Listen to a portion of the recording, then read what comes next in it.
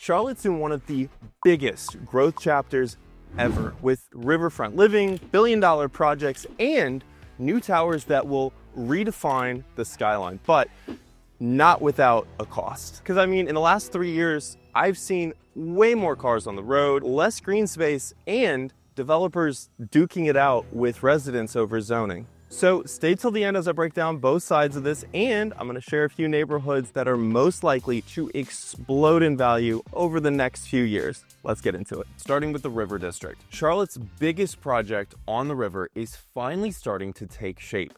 This is a 1,400-acre master plan community by the airport and the Catawba River, and this is a complete live, work, play, everything you ever need on your day-to-day in this self-encapsulated environment with 30+ miles of trails and the first public riverfront park of its kind.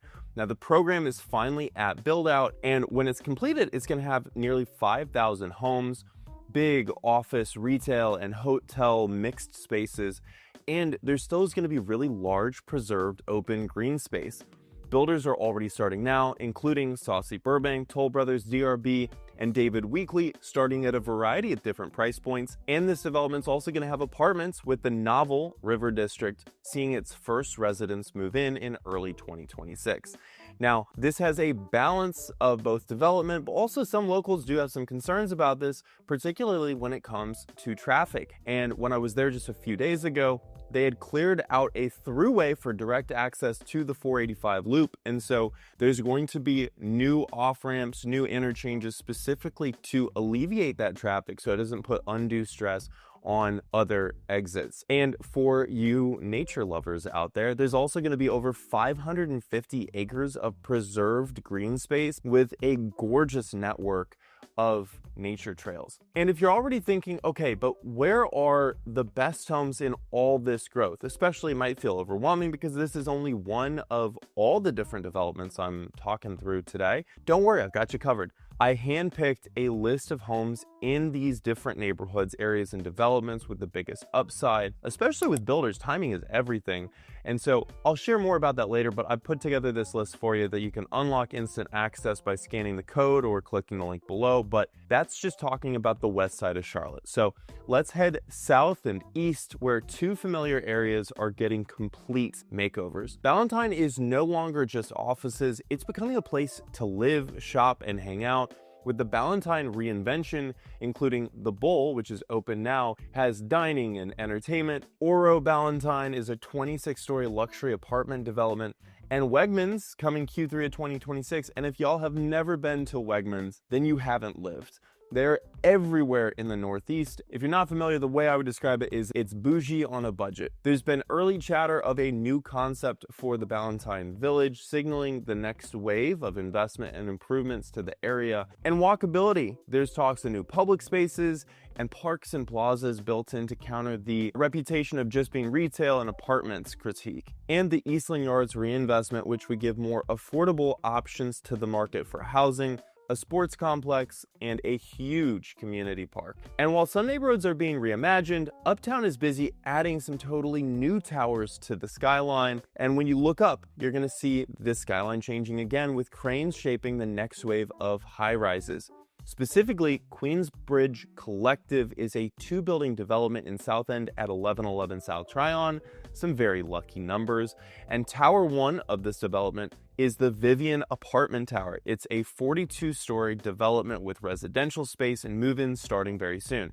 Now, next door, Tower 2 is a new mixed-use building with new office space, and some of the features there include a top-floor event area with a ballroom, boardroom, and indoor-outdoor lounge, and this is all expected to complete and open by 2028. Now, some new high-rises as well as the Metropolitan, which is 27-story luxury rooftop pools vibe, and Vela Uptown, which is a 32-story development, is going to feature co-working and a rooftop speakeasy. And there's also some major venue upgrades, including the Bank of America Stadium renovation, which is going to be a game changer, and the Spectrum Center renovation too, to help keep Uptown stays event ready. Now, Skyline may outrun the roads here, but it shows just how many people actually want to live here. But towers don't stand alone, and the big question is which neighborhoods are going to gain the most from all of this growth? The cranes, the parks, the new light rails and transit, they all follow strong employment and convenience. For better or worse, the majority of the economy in the US is being driven by the top 20% of consumers, which, at least in North Carolina, is a household income of just $98.6 thousand a year. And many of Charlotte's top earners are employed in just a few office hubs across Uptown, north of Charlotte, and South Charlotte, with new and desirable developments popping up, as you might expect, nearby these employment hubs in convenient locations, especially as there's this big push for return to office. The River District phases, including Basswood, is going to give you some mountain modern homes in the near term. River Point is going to give you 219 homes by the new Riverfront Park. The Iron District, which is Uptown South End, is 55 acres. It's going to give you retail, restaurants, hotel, and a lifestyle hub between the hot spots of Uptown and South End. And the Pearl Innovation Project in Midtown is a $2.8 billion with a B, investment in the city. And it's the city's first 4-year medical school program. Plus, it's going to have startup and business space, affordable housing, and it honors Charlotte's historic Brooklyn neighborhood.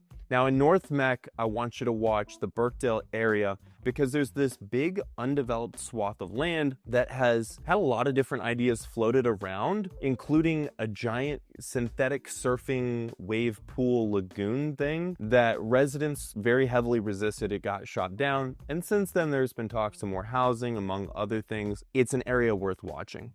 Now, small but interesting, there's some infill areas, especially Providence Square and Enclave. At Radius Dilworth, there's micro projects that are going to add texture to that neighborhood fabric. And if you're looking at the long game, Charlotte has a transit tailwind behind it.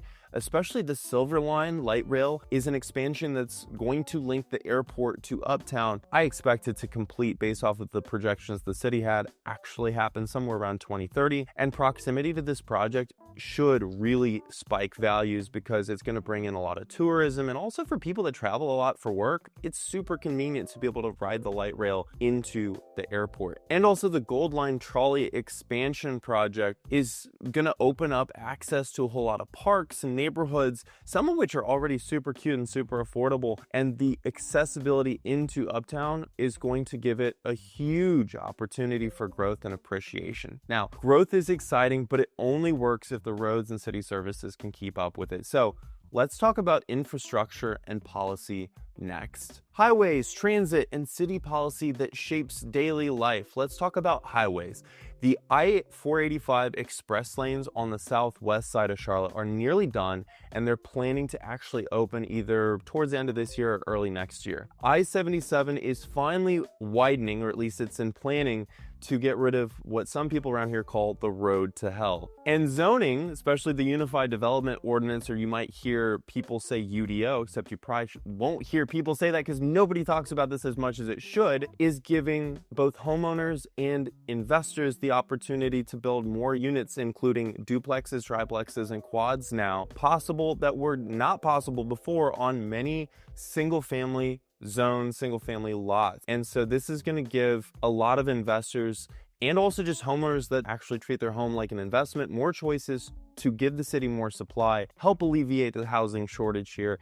And one of the really cool things, don't know how long this is going to last, so call or text me to see if it still is going on. The city is offering $80,000 interest-free to help homeowners of single-family homes build ADUs, or mother-in-law suites, you might hear people call, basically second unit in your backyard. So whenever you're watching this, call, text me, see if that still is going on. And transit expansion is set to take off with funding for the Silver Line, Gold Line, Red Line, all these different updates in a package that are coming to the polls this November.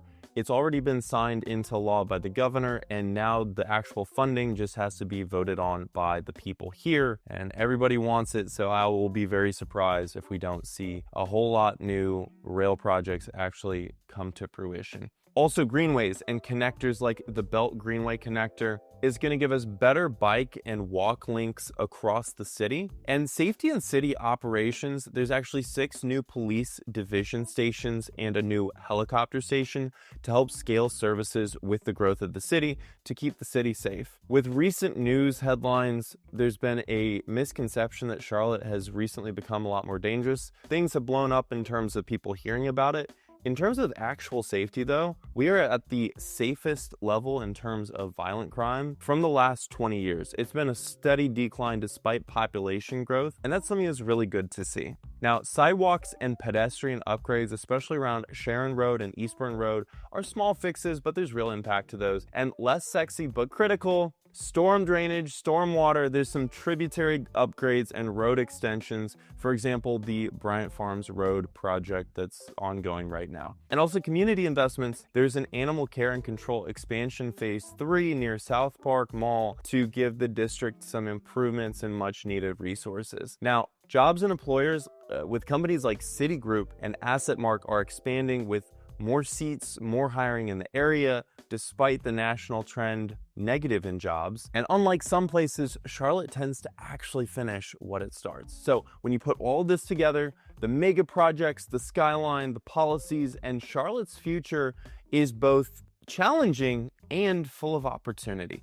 And the big guiding principle that I share with all my clients, especially my investor and investment-minded clients that I want to share with you, is that real estate values follow the supply and demand curve.